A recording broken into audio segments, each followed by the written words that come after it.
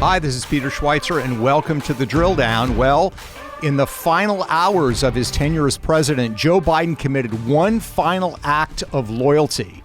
But it was not to the Constitution. It was not to the cause of justice. It was loyalty to his crime family. He pardoned 5 more members of his family. That means a total of 6. And we're going to talk about it today with a man who led the investigation in Congress and has a fantastic new book out on this subject. Yeah, it's crazy. Pardons for his brothers, his sister, and other relatives, but curiously not his wife, Dr. Jill Biden.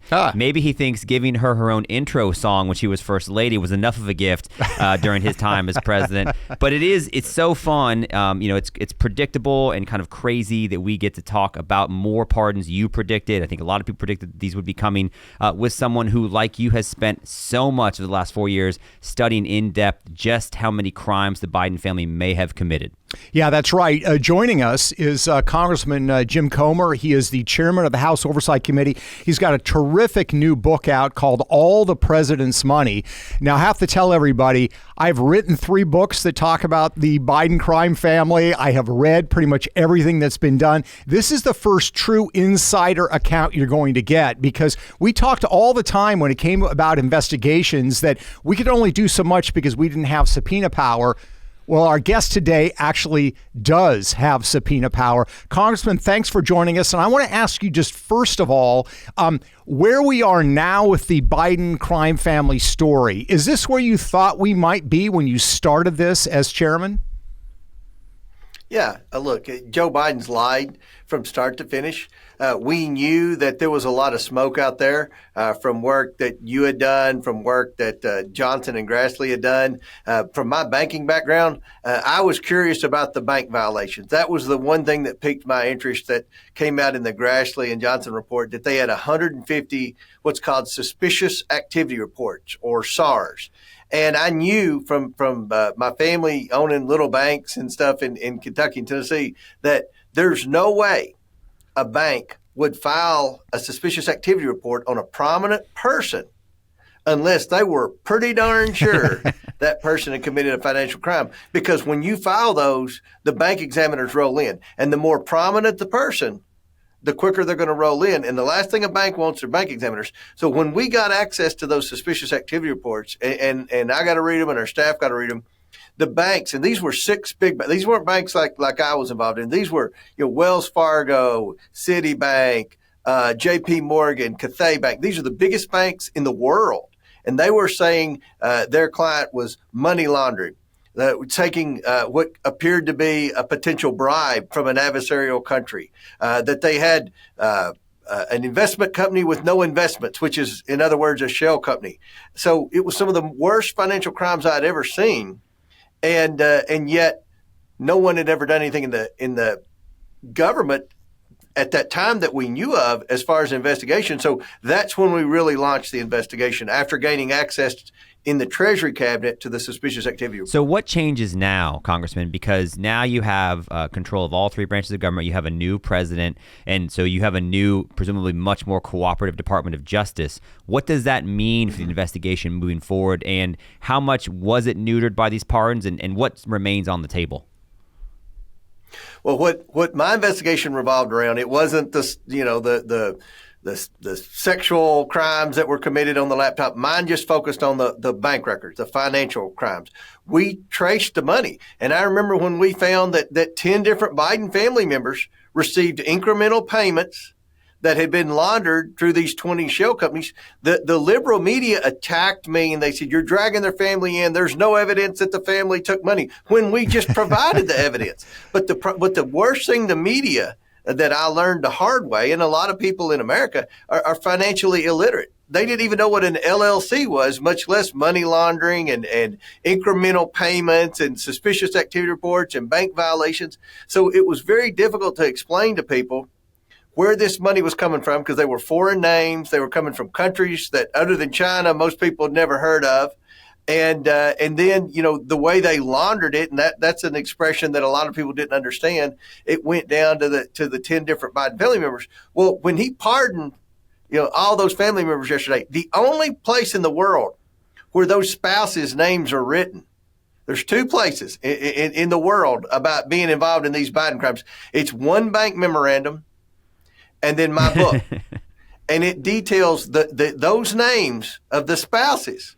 That's the only places those names are described. So I know Joe Biden or someone read Joe Biden the book, and that's why they pardoned him. So the next step, it's in Pam Bondi's court. And I want to, we've reached out to Bondi on some things. She knew we were going to send a letter. We sent a letter last week saying we encourage her to prosecute Jim Biden because he lied to Congress. He lied in his transcribed interview about his participation in one of these schemes. And all I can do is investigate bank records. But the Department of Justice, they could nail the Bidens for violation of Foreign Agents Registration Act. They could nail the Bidens for money laundering. They could nail the Bidens for tax evasion. The Irish whistleblowers said they didn't pay any taxes on the tens of millions of dollars that we found they took from these foreign countries. The bank said they were money laundering.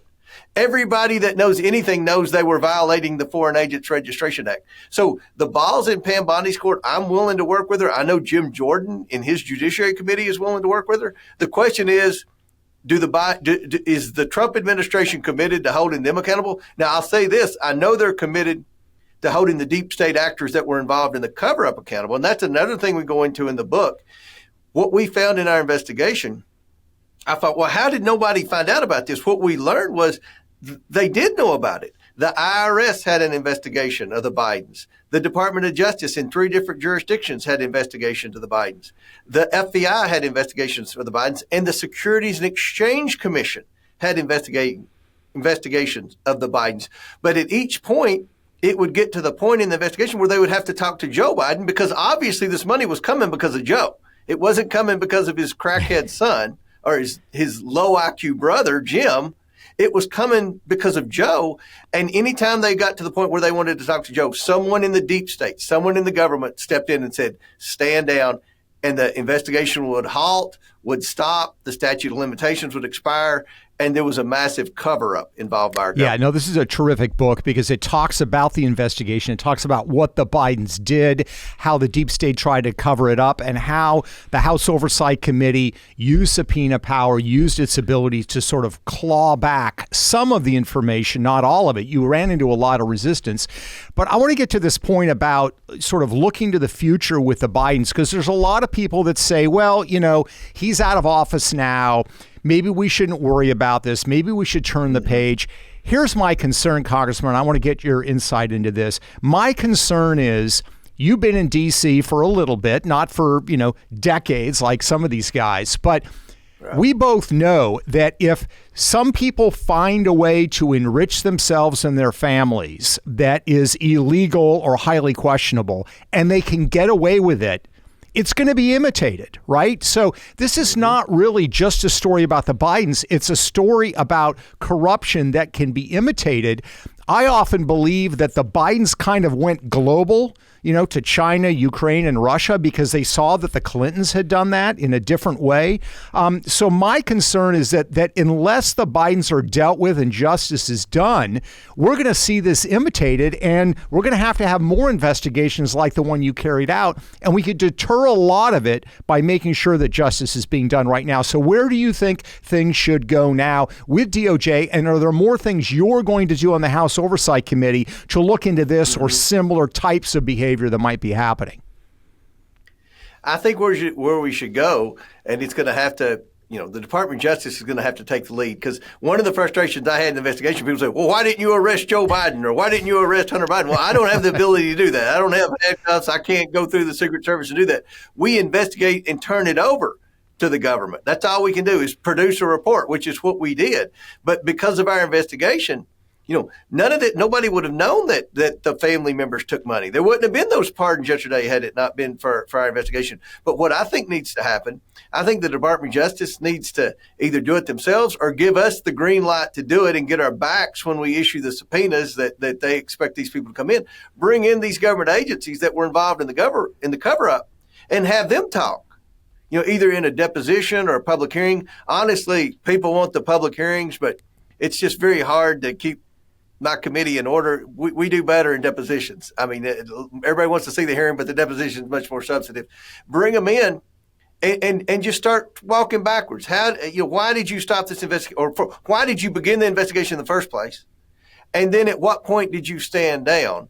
And just start letting them talk, and more things will come out, because these government employees, these deep state bureaucrats, they could be held liable for an abuse of power, not prosecuting someone because they were prominent or because they were afraid the media would attack them, or like the media attacked the Irish whistleblower. So that's what I would do. I would start with the people in the government. Now, a lot of them have resigned here lately, but I met with 𝐃𝐫𝒄𝒂𝒏, who I'm real excited about. I don't know Pam Bondi, but I know 𝐃𝐫𝒄𝒂𝒏, and I gave him a list of people that I believe were involved in the cover-up, but he needs to go in and look at that. He can question them, or we can question them, but somebody needs to question them, and let's put this thing together.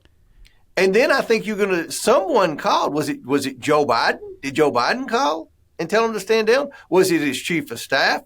And the more people that are implicated, start bringing them in. That's how I would do the investigation. We traced the money, and it was very difficult to get the Biden bank records from all those banks. Those banks did not want to turn it over. But one thing I have to point out, the banks did everything right. They did what they were supposed to do. Their mechanism is in place to catch this. And the banks did everything they were supposed to do. It was the government that laid down. And I don't think they did it because they love the Bidens. I think they did it because they hate Trump. But at the end of the day, I think you start bringing in all these agencies, the Securities and Exchange Commission, the IRS, the specific people that were involved, and get them to start talking. But it's going to take a lot of manpower. I would prefer the Department of Justice do it. But if Bondi is willing to do it, we'll be happy to do it. So Pam Bondi can go after the people that may have been involved in the cover-up, but what if it was members of the Biden family that were involved in the cover-up? I mean, if this full blanket pardon exists for the last 10-plus years, what can Pam Bondi do with anything for the people that have just been pardoned, including Hunter Biden? I know it's kind of a legal question, but do you think that she can still pursue anything? You mentioned money laundering. You mentioned tax evasion. What can she do for the people that have just been pardoned? Yeah, and the most corrupt thing about these pardons is that they're preemptive, they're broad, they're blank. They cover anything and everything, which is an admission that they did more than evade taxes. They were money laundering. They were violating the Foreign Agents Registration Act, and possibly the Foreign Corrupt Practices Act.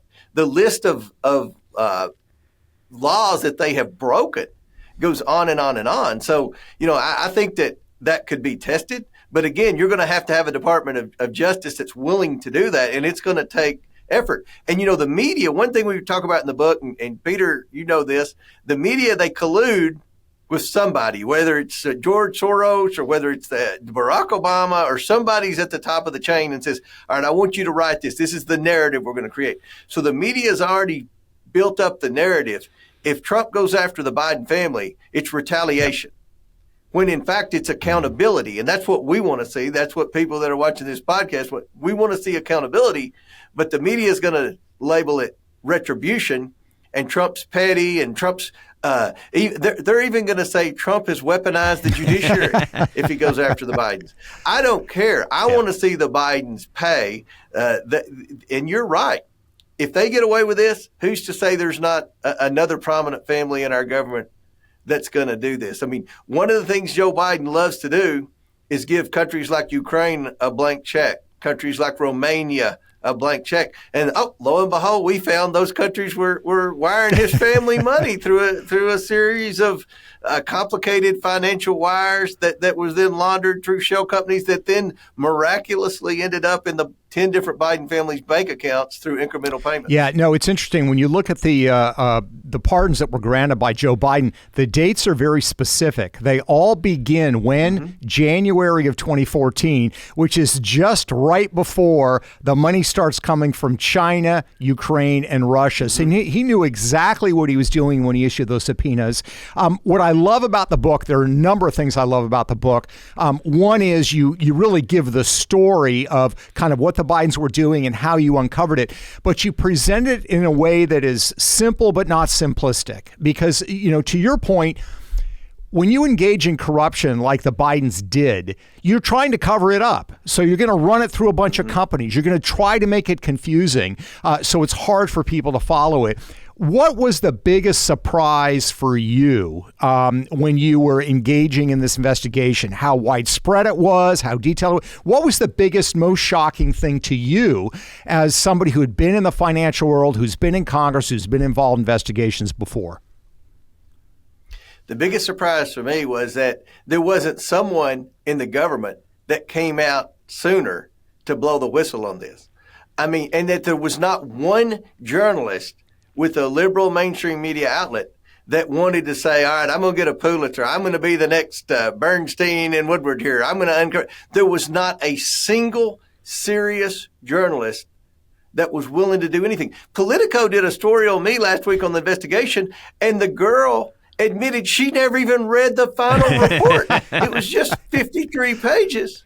But she's writing a story on the investigation, and she hadn't even read the report. I mean, my God, the laziness and the obedience of this press corps to write whatever the Democrat National Committee or George Soros or whomever sends them to write was breathtaking. So, it just was very disappointing to learn that 3 different DOJ jurisdictions, you had a couple of FBI offices, you had the Securities and Exchange Commission, and you had the IRS all investigating, but yet not one person came forward until our investigation triggered Shapley and Ziegler to come forward. They never would have come forward without our investigation.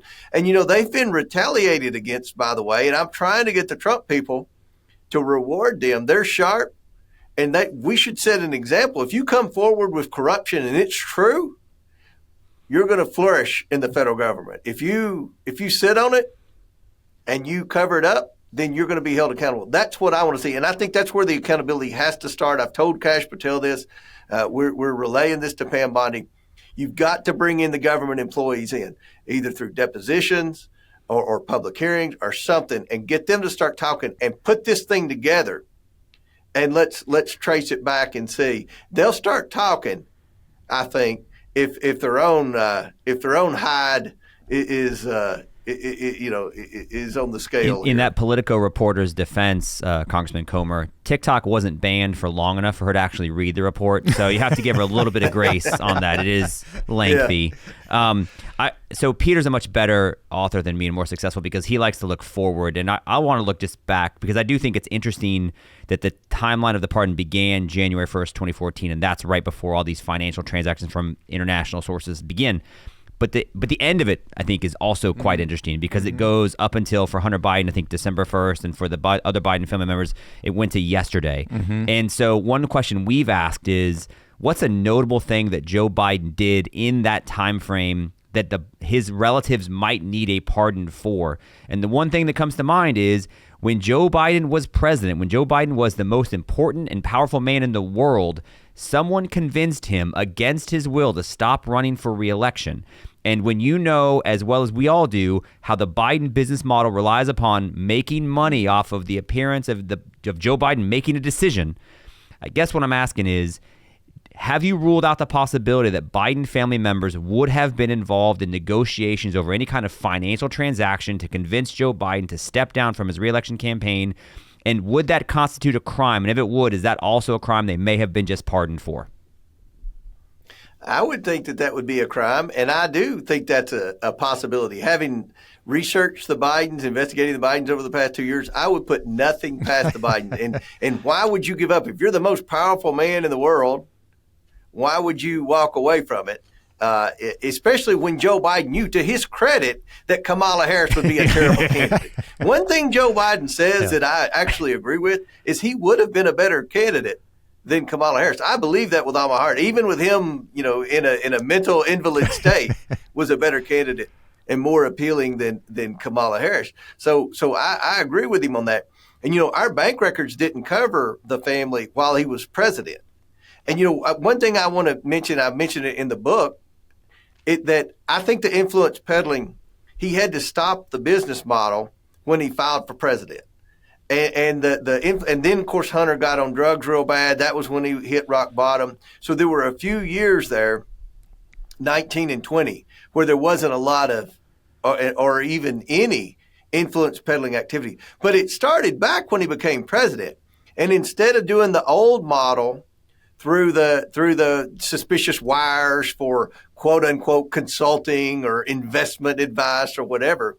They started doing it, and the new currency was artwork.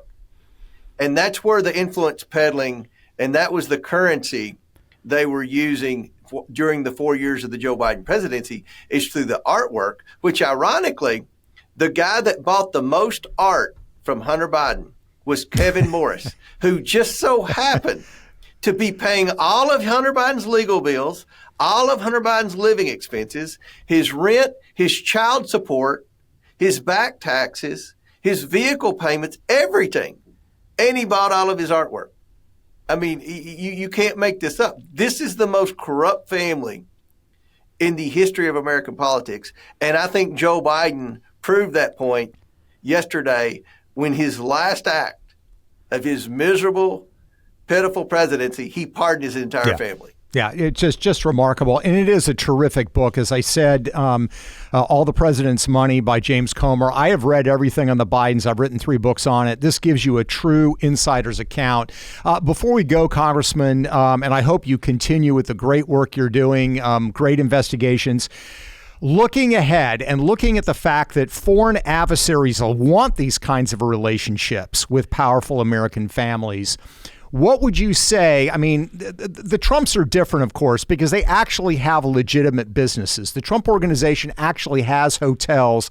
It has wineries. It has entities. But what would you say to Trump family members if somebody from China, Ukraine, or Russia comes offering a deal that is too good to refuse in terms of it? Because I think it's going to happen. I mean, this is the way that a lot of these corrupt countries operate. What advice would you give to the Trump family and to anybody else in politics that might be induced with these kinds of deals? I would be very careful because China has an objective, and in their Belt and Road Initiative, you've written about it more than anyone. You know more about it than anyone. Is this is their business model? They look to try to own politicians. They look to make politicians give them opportunities to be hesitant to object to anything China wants. And that's a problem. So whether you're talking about TikTok, which I'm not real happy with some of the stuff that's taking place now with TikTok, or any business deal. I tried to pass legislation at the end of last session that would have applied to this presidency, would apply to the Trump presidency or the Harris presidency, whichever one. And it was the Presidential Ethics Reform Act, and it would significantly increase disclosure. And that's the one thing about Trump. He does disclose all of his businesses, and you can argue whether or not this is ethical or whatever. He talks about them. He brags about them. He even said in a speech last week they were looking at making investments in some Middle Eastern country. I can't remember exactly which one. And I thought, well, at least he's talking about it. At least everyone knows he owns properties everywhere. They know what businesses they're in, and it is what it is. But the legislation, the Democrats, of course, we had a Democrat Senate. So anything that was going to pass the Senate last Congress had to get Democrat support in the House. And the Democrats had no interest. Jamie Raskin, who's the most dishonest member of Congress in the history of Congress, he had no interest in ethics legislation when they thought Joe Biden was going to win. Then when Joe Biden, after the debate, Raskin came to me and said, you know what, I'm interested in this ethics. So I said, all right, that's great. So we start getting a date to have a markup in the committee. Well, then they put Harris on the ballot. And, of course, the media said she was going to win in a landslide. Well, then Jamie Raskin lost interest in ethics. But you know what? I bet Jamie Raskin is very interested in ethics now. So it's just, the hypocrisy of the Democrats. We've got to pass legislation. And that bill, I'm committed to pass that Presidential Ethics Reform Act. But it's only going to apply to the next administration because that's the way the laws work. And I think it's needed. The next president and the future presidents are probably going to be business people, especially if they're Republicans. And if you're a business, even in my farming operation, we export stuff, So you've got, if you're in business, you're going to be dealing with business in other countries. We need to define what is influence peddling and what is not, significantly increase disclosures. I'm a big fan of blind trusts and things like that. I think there's a lot of things that could be done. But unfortunately, the Democrats, because they thought Biden and they thought Harris was going to win. They didn't want to pass anything that would have applied to this administration. And it might have saved this administration some headaches on down the road, but that's what happened. The Democrats didn't want to do anything because they didn't want to, again, Democrats are only interested in ethics if it's a Republican administration. Hey, last question from me, Congressman. You've been terrific. Thank you so much for the time. And the book is terrific. We wish it every success. But in addition to being chair of the House Oversight Committee, you're also just a member of Congress now with a very slim majority, and you're trying to enact President Trump's agenda. I guess, what would you like to see be prioritized? What has been signaled to you that will be prioritized? And how do you keep such a narrow a margin and a coalition together? And do you have confidence you'll be able to do it? Well, we need to do everything we can to complement his executive orders yesterday from a legislative standpoint, anything to help secure the border, anything to help with the return to Mexico, anything to help deport the criminal illegals. We need to do the regulatory reform. There's so many reforms that Biden Harris put into place that are costing the taxpayers, billions and billions of dollars that can be undone and unleash the potential of the private sector. So we've got to come back and pass stuff legislatively, codify things. And I think that we need to take the president's lead, whatever he supports. I've got a lot of bills that I'm interested in, like the Presidential Ethics Reform Act, but we've got to focus on the President Trump's agenda, his America First agenda, the first 100 days. This budget reconciliation bill is going to be a beast. That's going to pay for all the tax cuts, the continuation of the Trump tax cuts from 2017, as well as the no tax on tips and overtime and all that other stuff. So we've got to set up the External Revenue Service, what he's passionate about with respect to tariffs, which according to Trump will pay for the reconciliation bill. So we've got to focus on his agenda. And he's going to have to crack the whip. Some of my colleagues, they think they know everything, and I tell them, well, you should have run against President Trump. So you want to correct him all the time. But anyway, hopefully we'll be able to stick together. It's going to be hard, but Trump's got a mandate. The people love him in our district, so hopefully we won't have too many Republicans give him much grief. Well, we've been talking with Congressman James COMER. He's the chairman of the House Oversight Committee. He's got a terrific new book out. I highly recommend. All the President's Money. There's the ex-president there. Pardoned. Two family members next to him.